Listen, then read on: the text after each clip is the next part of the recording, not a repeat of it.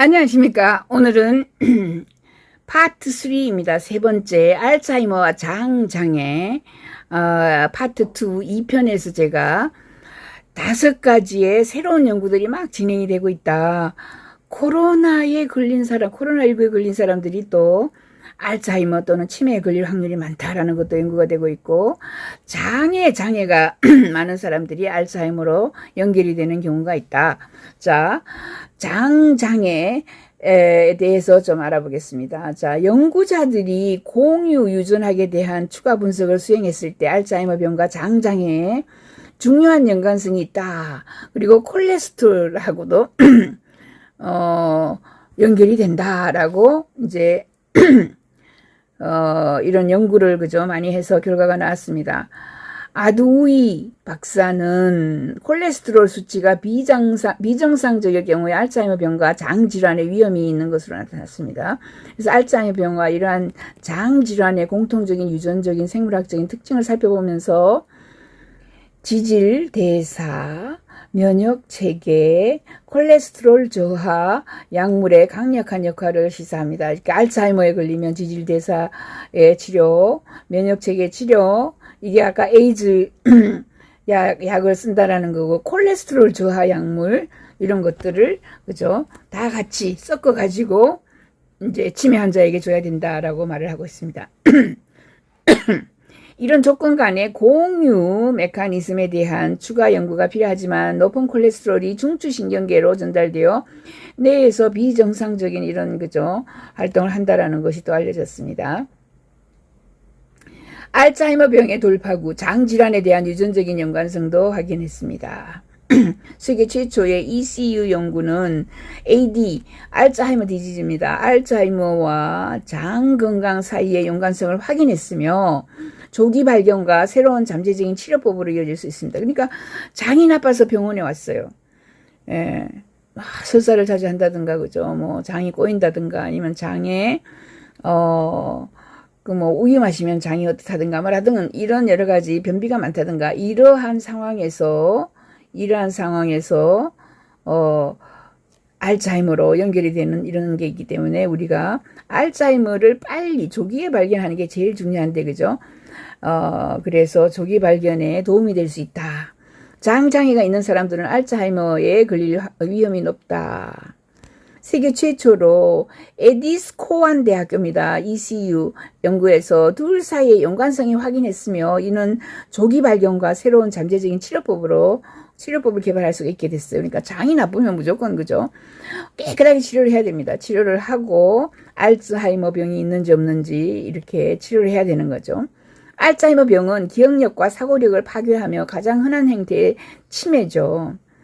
60% 70%가 알츠하이머입니다. 치매의 60% 70%가 알려진 치료법이 없어요. 지금 현재까지는 조금 미미하게 덜 나빠지게 더 나빠지지 않게 하는 겁니다. 2030년까지 8,200만 명의 사람들에게 알츠하이머가 걸리고 2조 달러의 비용이 들 것으로 해서, 이건 미국입니다. 우리나라에 5천만 명이니까 우리나라 인구 전체가 전부 치매 환자라면 정말 끔찍하겠죠. 좀비들이 막 길거리에 돌아다니는 이런 현상이 일어나겠죠. 이전의 관찰 연구는 알츠하이머 병과 위장 간의 장애 사이의 관계가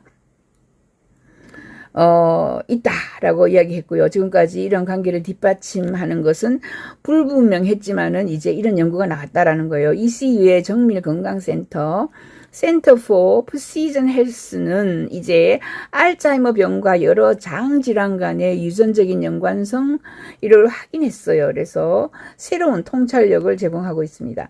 이 연구는 각각 40만 명을 대상으로 하는 알츠하이머 병과 여러 장 질환 연구에서 얻은 대규모 유전 데이터 세트를 분석한 것입니다.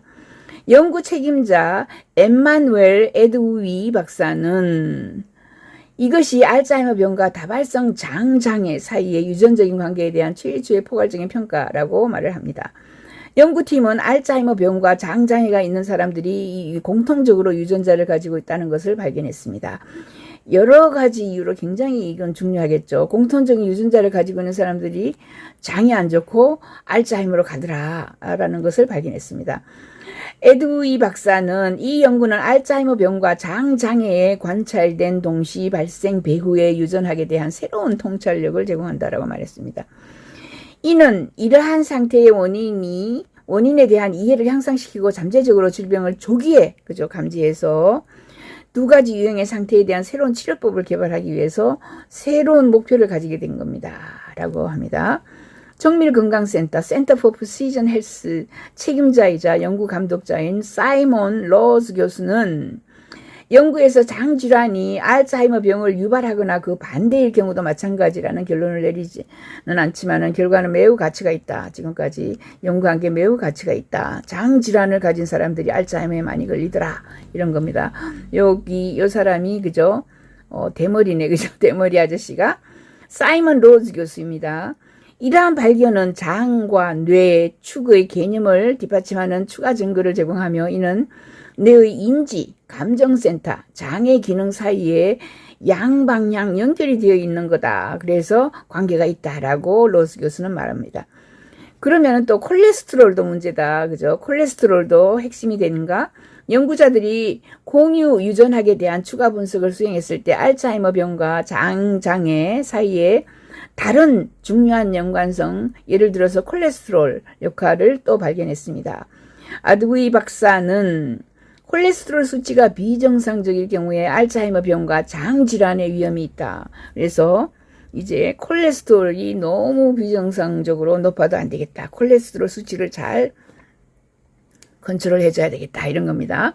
알츠하이머 병과 이러한 장질환의 공통적인 유전적 생물학적인 특성을 살펴보면은 지질대사, 면역체계, 콜레스테롤 저하를 시켜주는 이런 약물을 이 약물이 역할을 제대로 한다면은 이것이 알츠하이머로 넘어가지 않는다. 장질환도 해결을 하고요.